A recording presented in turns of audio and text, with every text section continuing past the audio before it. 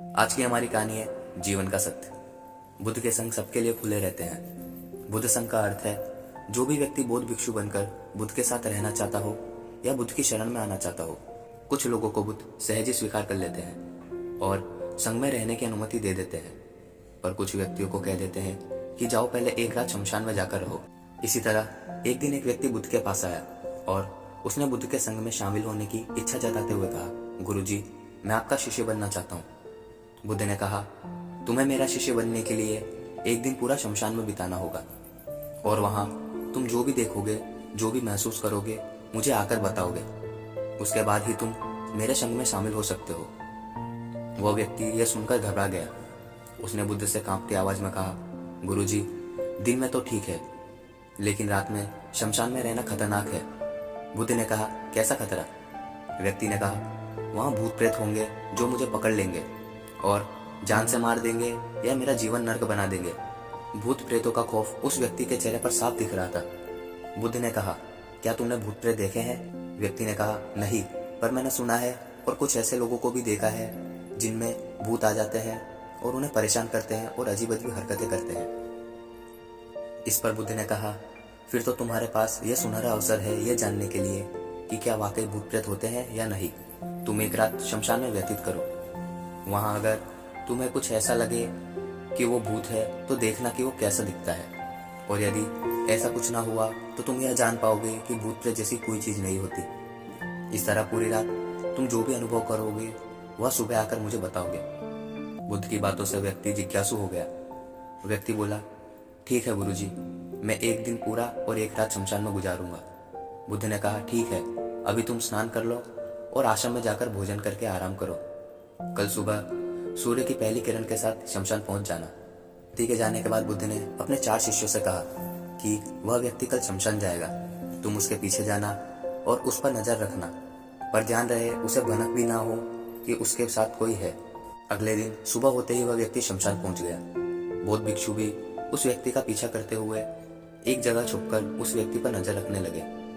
जब तक दिन था वह व्यक्ति शमशान में इधर उधर घूमता रहा। उसे खास वैसा कुछ अनुभव नहीं हुआ, लेकिन जैसे जैसे सूर्यास्त के साथ अंधेरा घनाता जा रहा था उस व्यक्ति की धड़कनें बढ़ने लगी। किसी तरह उस व्यक्ति ने पूरी रात शमशान में गुजार ली और सुबह होते ही वह बुद्ध के पास पहुंच गया। बुद्ध ने व्यक्ति से पूछा, बताओ, शमशान में कैसा व्यक्तित्व हुआ तुम्हारा? क्या अनुभव किया और क्या क्या देखा? व्यक्ति बोला, गुरुजी, जैसे ही मैं सुबह शमशान पहुंचा तो वहां कुछ घंटे बाद मुझे कुछ लोगों की भीड़ शमशान की ओर आती हुई दिखाई दी, जो एक अर्थी लिए आ रहे थे। मैंने जब उन लोगों को ध्यान से देखा तो उनमें से कुछ लोग बेहद दुखी थे और कुछ लोग बेहद खुश थे। वो लोग उस मृत इंसान के बारे में बोल रहे थे कि इस व्यक्ति ने बहुत अच्छे कर्म किए हैं, बहुत किस्मत वाला है ये।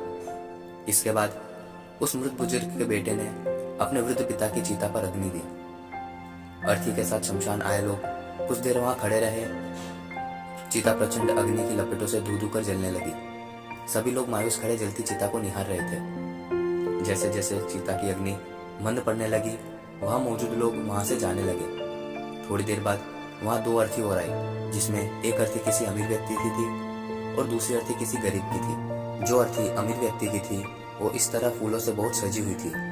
उस अर्थी के आसपास बहुत से लोग थे और दूसरी अर्थी गरीब की थी, बेहद साधारण सी थी और उसके आसपास गिने चुने ही लोग थे। अमीर व्यक्ति की चिता चंदन की लकड़ी पर जलाई गई, जबकि गरीब व्यक्ति की चिता साधारण लकड़ियों पर। पहले अमीर व्यक्ति की चिता को जलाया गया क्योंकि वो अमीर था।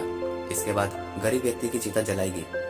दोनों व्यक्तियों की चिताएं जब जल गई तो सभी लोग शमशान से चले गए, लेकिन मैं वहीं खड़ा चिताओं को देखता रहा।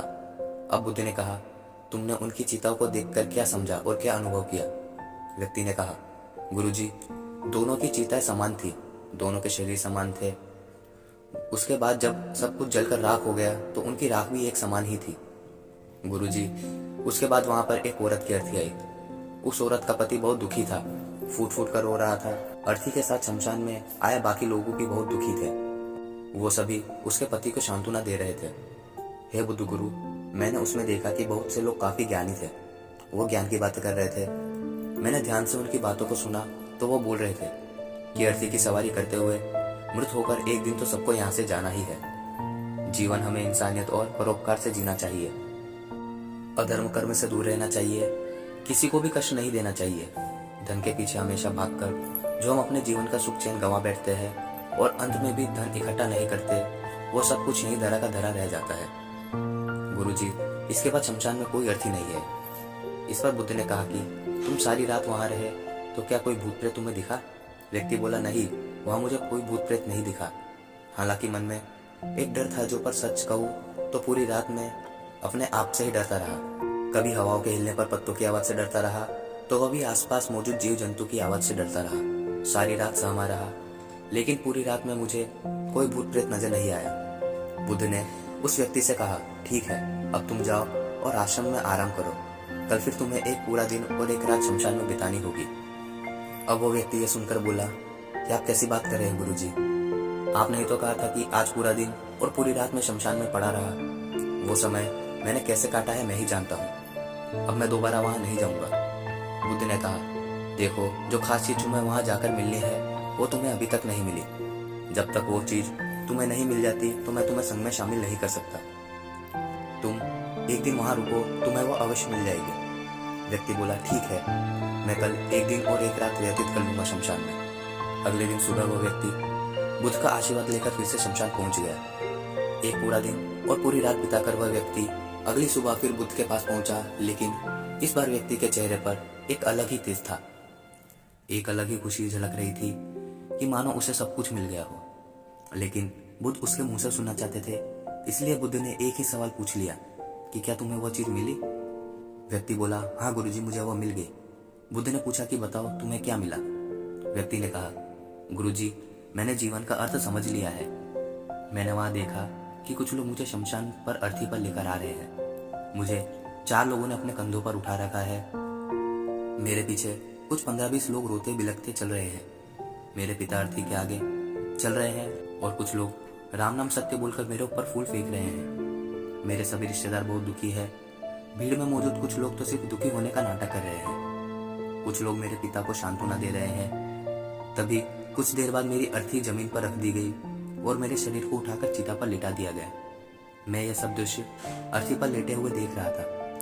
तभी कुछ देर बाद मेरी अर्थी को जमीन पर रख दिया गया और मेरे शरीर को उठाकर चिता पर लिटा दिया गया। मैं यह सब दृश्य अर्थी पर लेटे हुए देख रहा था। मैंने उस अर्थी से उठना चाहा पर उठ नहीं सका। मैं सांस लेना चाहता था पर सांस नहीं ले पा रहा था। मैं पूरी तरह से असमर्थ और विकलांग की तरह था, क्योंकि मेरे अंदर सांस नहीं थी। मैं अपने पिता को गले लगाना चाहता था, लेकिन मैं उठ ही नहीं सकता था। मैं भाई को गले लगाकर यह कहना चाहता था कि तुम अपना और अपने माता पिता का ध्यान रखना, लेकिन उठ नहीं सकता था। मैं भाई को गले लगाकर यह कहना चाहता था कि तुम अपना और माता पिता का ध्यान रखना। घर व परिवार की जिम्मेदारी अब तुम्हारे ऊपर है। इसे बखूबी निभाना, इससे मेरी आत्मा को शांति मिलेगी। कुछ समय बाद मेरा मुंह कपड़े से ढक दिया गया और शरीर के ऊपर कई लकड़ियां रख दी गई। मुझे अब कुछ भी दिखाई नहीं दे रहा था। फिर उसके बाद मुझे अत्यंत गर्मी महसूस हुई। मुझे एहसास हुआ कि मुझे अब जलाया जा रहा है। धीरे धीरे लकड़ियों के साथ साथ मेरा पूरा शरीर जलने लगा। मेरा दम घुट रहा था और मैं उठना चाहता था। आखिर अग्नि ने प्रचंड रूप ले लिया और धीरे धीरे मैं भी उसी अग्नि में पूरी तरह खो गया।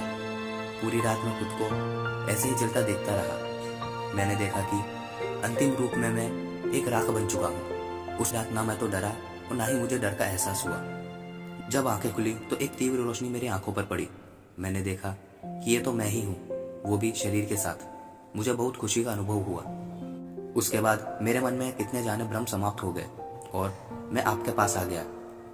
बुद्ध मुस्कुराए और बोले कि तुम अब संघ में शामिल हो सकते हो, क्योंकि तुम अब ज्ञान रूपी उस चीज को प्राप्त कर लिया है जिससे शरीर को भूलकर स्वयं को जानने की इच्छा होती है। इसी ज्ञान की प्राप्ति के लिए मैंने तुम्हें शमशान भेजा था, जहां तुमने ये जाना कि शरीर नश्वर है, नेत्रों से दिखने वाली हर चीज नश्वर है। शमशान आने वाला हर व्यक्ति भी यह समझ रहा होता है, पर शमशान से वापस जाते ही वह सब कुछ भूलकर पुनः उन्हीं गलत क्रियाओं में लग जाएगा, जैसे झूठ बोलना, लूट, अधर्म, लालच, लालसा, बुराई, क्रोध, अपशब्द, अहंकार, ईर्ष्या इत्यादि नाना प्रकार की बुरी भावनाओं से बुरे कर्मों को अंजाम देते रहेंगे।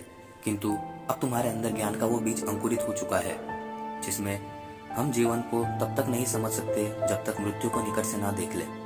अच्छे स्वास्थ्य की कीमत वही व्यक्ति समझ सकता है जो बहुत समय से बीमार हो या बहुत लंबे समय से बुरे स्वास्थ्य को झेल रहा हो। ठीक उसी तरह जीवन का महत्व भी वही समझ सकता है ठीक उसी तरह जीवन का महत्व भी वही समझ सकता है जो मृत्यु से रूबरू हुआ हो या जो मृत्यु को समझ चुका हो और एहसास कर चुका हो।